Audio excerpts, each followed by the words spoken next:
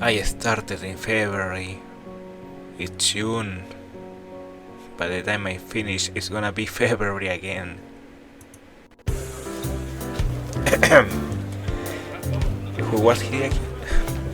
I didn't know which one of you might bear, so I guessed correctly. As it turns out, and your reaction confirmed my guess. More than a little bemused, I look at Akira. She grins and shrugs. Obviously, are they holding hands? Obviously taking some enjoyment out of her partner's deductions. He's sharp, but yet, he's sharp, yes, but more than a little unsympathetic. Logical but lacking in tact. His attitude reminds me of Shizune, in a way, as do his looks. May I ask you why you are staring at me? Surely I'm not that unusual a specimen. Does he not know how unusual he looks? I could overlook the spats and clothing as just being coincidental, but a ribbon in his hair really is too much. This is entirely besides the point though. Sorry, you just remind me of someone. Akira gives me a sharp jab with her elbow. Told ya you're not that much different from her. He coughs into his hand to try and maintain an upright and serious demeanor. I see you've met my sister then. Perhaps my full name might help you. I'm Hideaki Hakamichi. You are probably thinking of my sister, Shizune Hakamichi. Oh, so he's Shizune's brother. Sisters. Why are you dressed like that? Wait a minute. If Hideaki is son of Akira's uncle and Shizune is his sister, then that means Lily and Shizune's father are brothers-in-law. Therefore, Lily and Shizune are first cousins? Lily groans in an uncharacteristically unrestrained manner. The reaction earns an amused smirk from her sister. The enmity between the two just took on another meaning. I had thought it simply a matter of difficulty of communication between the two, but a family feud makes things much more complicated. I didn't know they were related. You can choose your friends, but you can't choose your family. She gives a half-hearted shrug. She mustn't give as much weight to the two conflicts as I do. Well, well, that's how it is. What are you two up to anyway on this fine day? We're shopping for Hanako's birthday present. The day will be coming up soon. So this is the last chance we'll have before school starts again for the week. Akira makes a strange face, as if Lily had just said that the sky wasn't blue, and the clouds not white. Isn't her birthday on the 10th next month? Yes. Why? Is something wrong? Akira's face seems to collapse. It's an utterly unbefitting expression for someone so rowdy and headstrong. The folks didn't call you yet? As Lily shakes her head cluelessly, I look at Hideaki to see if he knows anything about this. A simple shrug is his only answer. For a moment, Akira ponders what to do before smiling once again. The fact that she can hide her emotions so quickly and effectively is unsettling. Hey Shorty, sorry but could you hang with his out for a while? He nods and waves her off, Akira placing an arm on Lily's shoulder as she guides her away and out of earshot. And so, I'm alone with Shorty. So, nice weather, isn't it? It seems so. I guess they dumped us. Indeed. What a farcical attempt at a small talk. I've got no idea of how to talk to this guy. And his robotic responses aren't helping. Blood and stone come to mind. Without another word, he begins to rock on his feet in an obvious gesture of boredom with this discussion. He really is like a little kid, despite his serious demeanor. Suspecting the conversation was over, I decide to accomplish what I came here to do in the first place. I'm going to go search for a present. Come in. Not much else to do. In a little while, we come to a small shop beside a convenience store. For once, the store windows aren't filled with electronics and computer games, but dolls, stuffed bears, and all manners of woodcrafting oddities. Otelos. Antiques? An antique store? Well, if there's anything in this town that suits Hanako, I guess it'd be here. I reach for the old-looking door handle, but pull back to the last minute as I realize my companion's gone adrift. Not coming in? I'll just be the newsstand for a while. Don't mind me. His voice makes it painfully clear he has zero interest in what's in the store, and that he doesn't feel obligated to follow me. As he wanders off without another word, I push the thick wooden door and enter the store, a bell above me ringing out.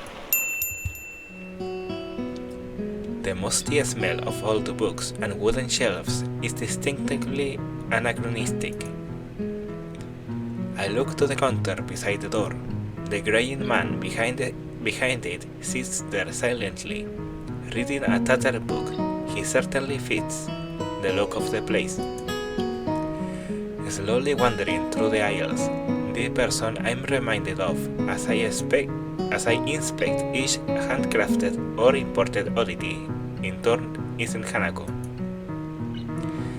Crouching down, I examine the ancient oak desk inside the shop window. At least 30 dolls, all varying widely in size and make. The only similarity between them is the long Victorian dresses they wear. I turn the price tag of one that looks to be about waist height. It is not in my price bracket at all. I do the same to each of them, getting more and more depressed as they get smaller and smaller in size. That is, until I reach the very smallest one. It's affordable, just yet of quality, make and with long, auburn hair and a little blue dress. I decide that it is the kind of present Hanako will appreciate, pretty looking and far from gaudy. After I carefully pick it up, I decide to keep looking around the store. I'm not sure whether it is because I like the atmosphere or out of simple curiosity. Peeking around the corner before I go to the next aisle, I see that the shelves in this one are stocked with wooden toys, from toy cars to intricate automatons. Tucked behind a line of nutcrackers, I notice a little plain wooden box. It feels surprisingly light as I pick it up with my free hand. The lid only needs the smallest movements to pop open. The little metal drum inside beginning to rotate immediately. For seconds on end, I simply stand there, listening to the palm-sized melody. As it plays, I take the tiny price tag in my fingers and bring it up to my face.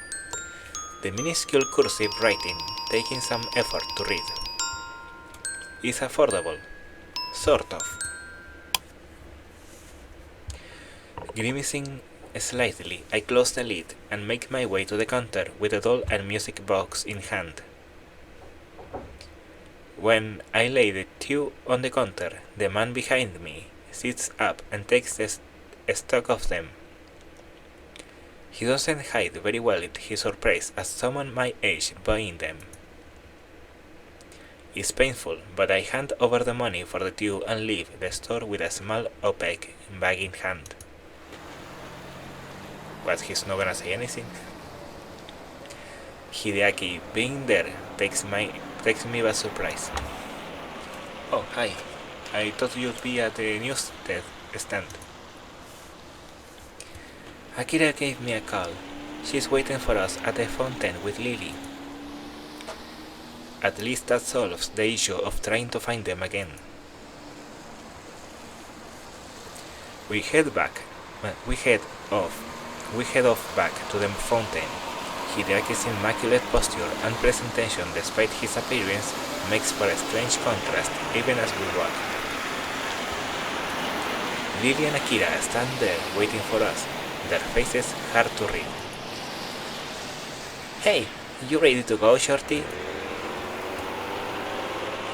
Hideaki's mood seems to improve as he rejoins her. See ya, Lily, Hisao. Tell Hanako I said happy birthday. Well, we will. Bye. Goodbye, Akira. And with that, the two disappear into the fracas.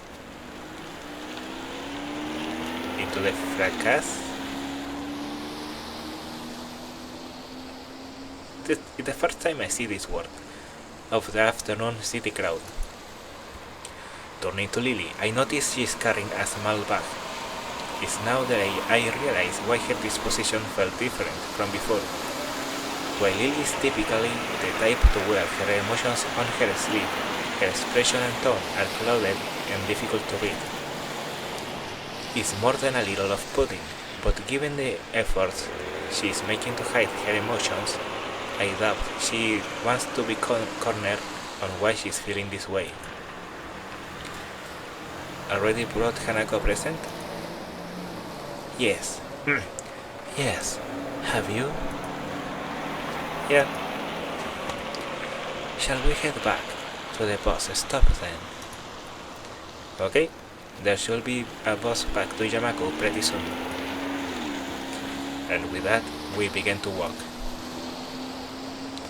It feels strange compared to before. Lily's hands on my forearm feels unusually tense, and the whole atmosphere is extraordinarily awkward. The silence continues for a long while. I really don't like seeing her like this. Hanako's birthday party is going to have to be held earlier. Is the force going to be alright for you? I have no other possible obligations anyway, so I reflexively nod. Only afterward do I remember that doing so is pointless. I quickly answered so by a speech.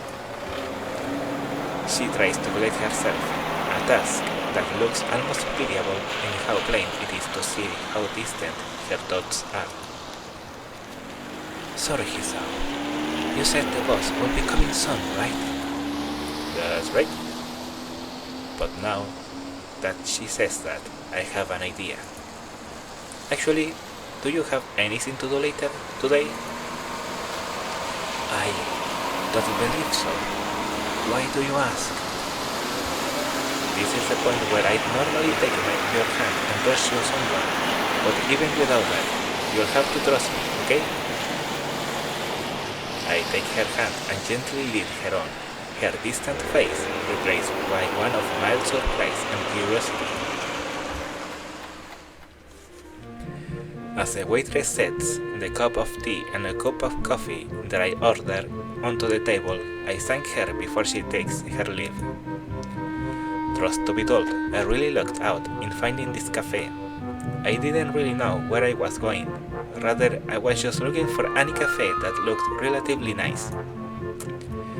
Having managed to recover a little, Lily tentatively sips at her cup as I take a long gulp of the coffee in front of me. As I hope, her face lights up and she realizes what flavor it is. Ah, this is wonderful. Hisao, how did you know that it was? I'd asked for a French vanilla black tea, hedging my bets that it would be her favorite flavor, or at least one she liked. While I don't really know much about tea, it sounded like one she might appreciate. On the basis of her liking vanilla ice cream, a tea connoisseur, I'm definitely not. It was a lucky guess. You really like tea, don't you? She puts her teacup down and gives a tiny nod. That familiar small smile thankfully perched on her face once again.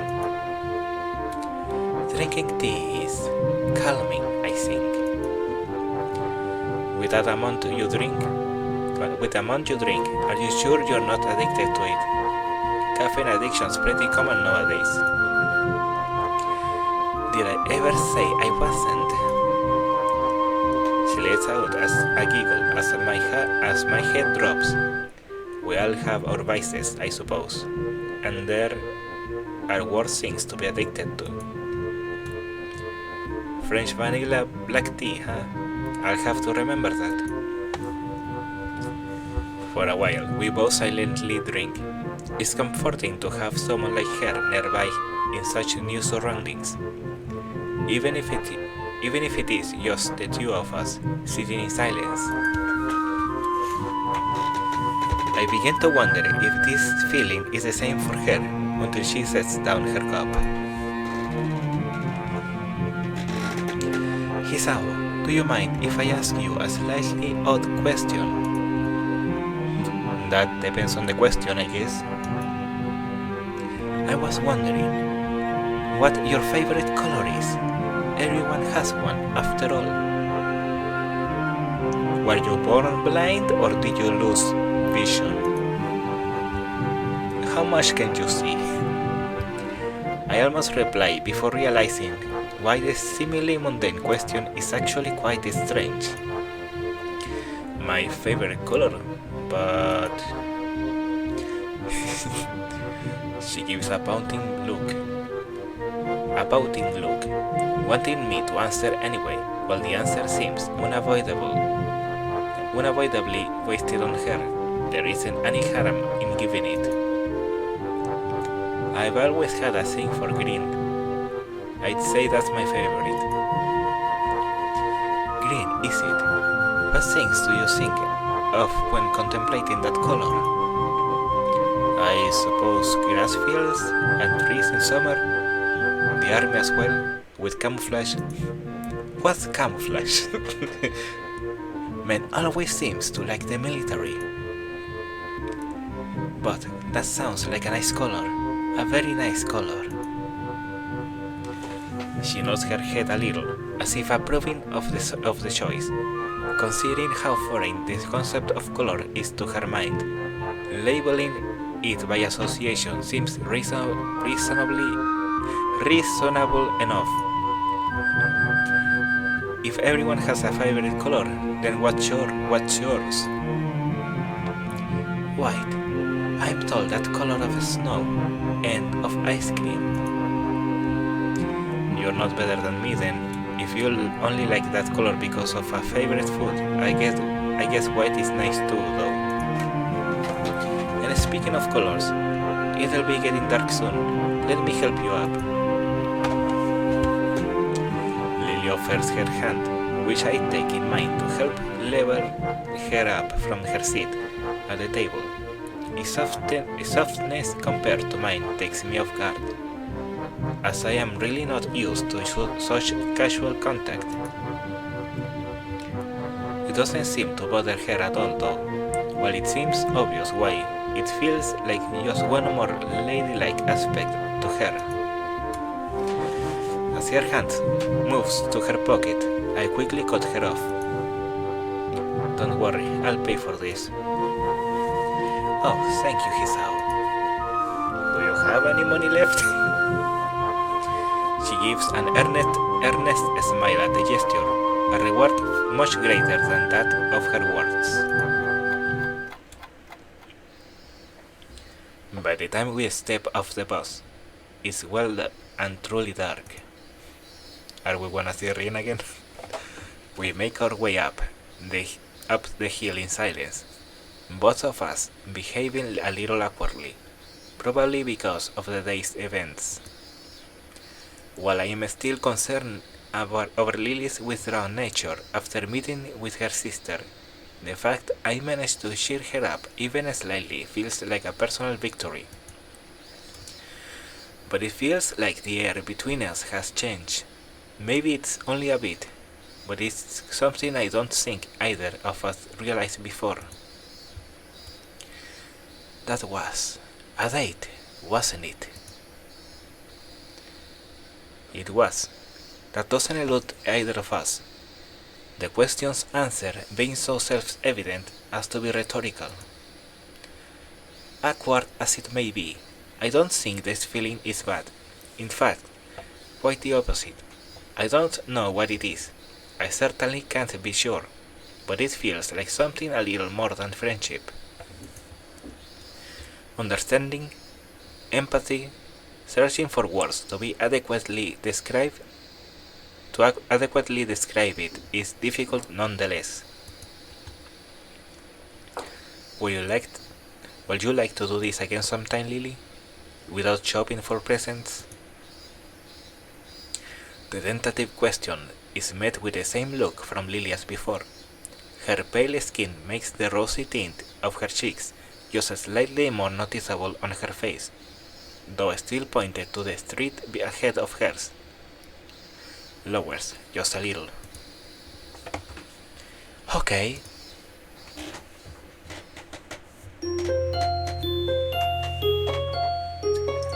Katawa, Shoujo.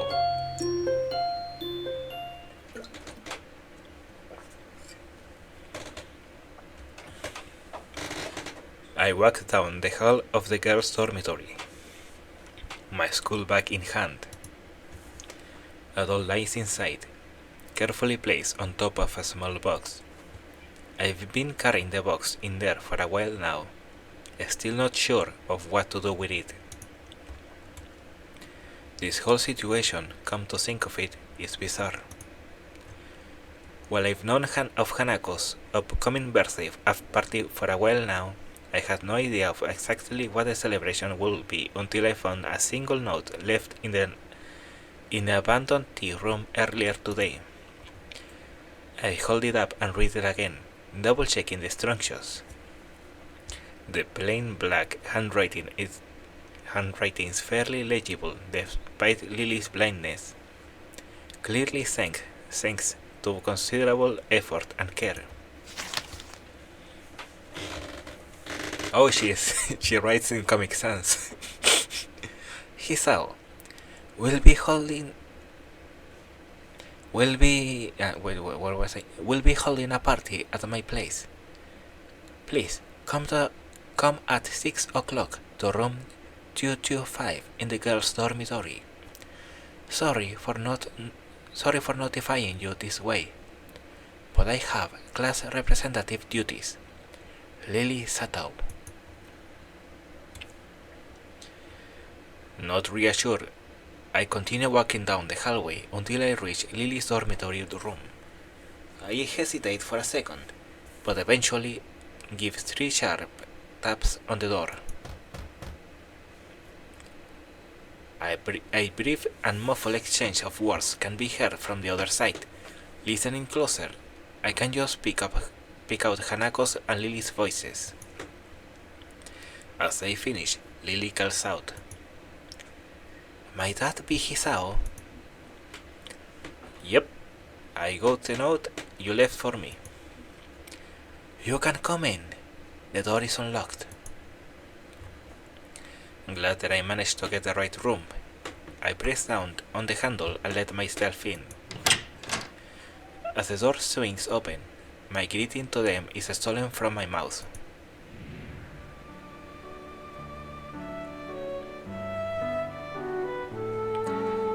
Lily sits at a low table in the center of the room, in her pajamas, while on the other side sits Hanako in a nightgown, being dressed in only my normal school clothes. I feel quite out of place.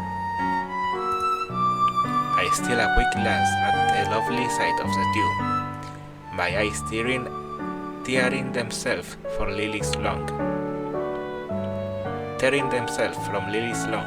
thin and pale legs, only with a measure of reluctance. Hi, I think I brought everything that was needed. She smiles and nods. I wonder if she's even aware of the pleasant sight she makes. The thin, dark blue silk of her pajamas really suits her, accentuating both her eyes and her curves. The look of her last night, the tentative and almost shy demeanor, seems all but replaced by her quiet nature. It's nice to see her confidence return, though I can't help casting my mind back to how she looked back then. I look to Hanako, who nervously sits opposite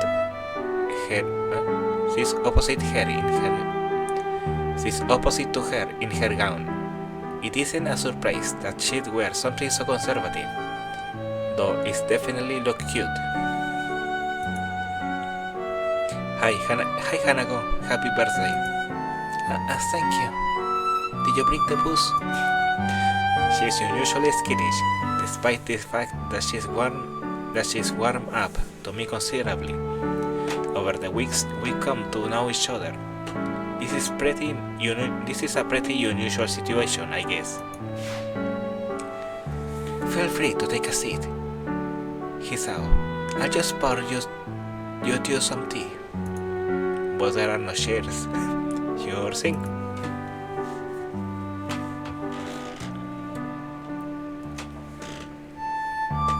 What is this thing? Lil takes the steaming red teapot from the side of the table and gently pours its contents into our teacups, as I take a seat beside them, setting my back against a nearby wall. With my senses returned and hormones somewhat calmer, I realize that this is the first time I've ever been in Lily's room. The first thing I notice is the ambient smell, just slightly different from that in mine. Probably faint perfume or nail polish. It could be anything of a girl's, really. Oh, I hate the smell of nail polish. It smells so toxic to me. Another is the plain nature of the room. Visually, beige walls, a smart yet unadorned cabinet, the lack of posters or wall hangings is distinctively utilitarian, something I should have anticipated given her blindness. The only thing that really seems out of the ordinary is several piles of books sitting on the floor, each ranging from roughly knee-height to waist height. Some of them have printed titles, others are entirely blank except for dots of braille. The fact that the ones with the printed titles are uniformly in English is interesting, though not completely unexpected. She did mention her parents impressing the language upon her and Akira after all. Your room looks nice, Lily. I hear a call of thanks beside my shoulder. Looking back to Hanako, her gaze is fixed on her lap and her hands are nervously clutching her gown.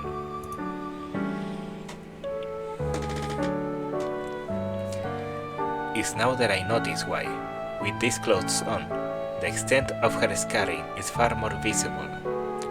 reaching down her neck and out of the cover her right shoulder.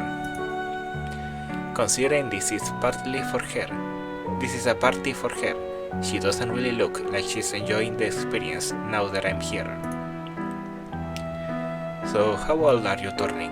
18? Wait, she's 17.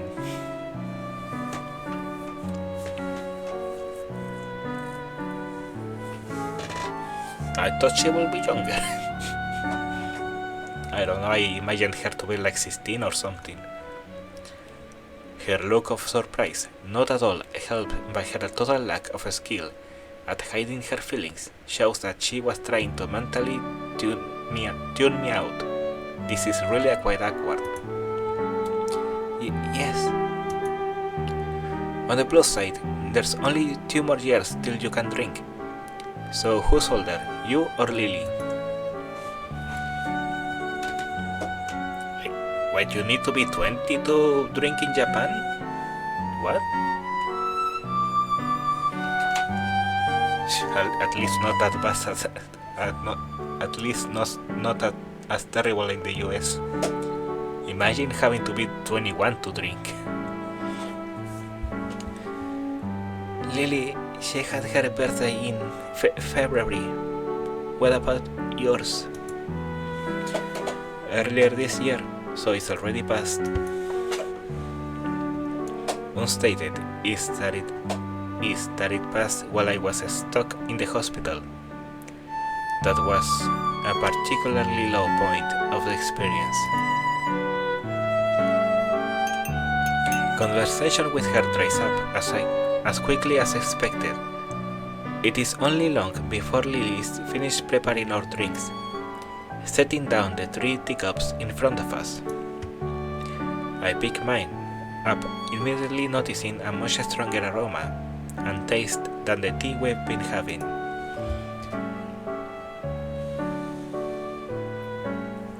Huh, it tastes different than the tea we have in school.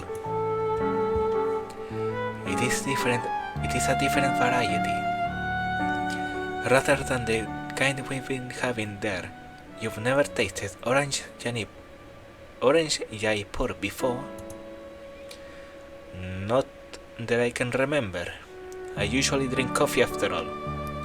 Like when we were in the town. This is nice though. As we settle down and sip, Hanako seems to become more relaxed, or at least a bit less tense about my presence. We all finish our cups at about the same time, with Hanako failing rather badly at hiding her anticipation for the cake that's sitting on to the side, begging to be eaten. Come to think of it, I'm feeling very eager myself. First things first, though. Lily? Yes, now is good. Each of us knowing exactly what the other means. I lean sideways and dig around my back for the doll I bought Hanako, as Lily gets up and retrieves her gift. Hiding our gift in our hands, we present them both on the table at the same time. Happy birthday, happy birthday. Hanako silently sits looking at them for seconds on end, out of sheer surprise. My little wooden doll, replete with Victorian-era dress and little hat, lies next to a light brown and fluffy stuffed bear from Lily. She clutches at her gown, and she moves to speak, not taking her eyes off the modest presents. Thank you, Lily and Hisao. Ah, cute. Bye.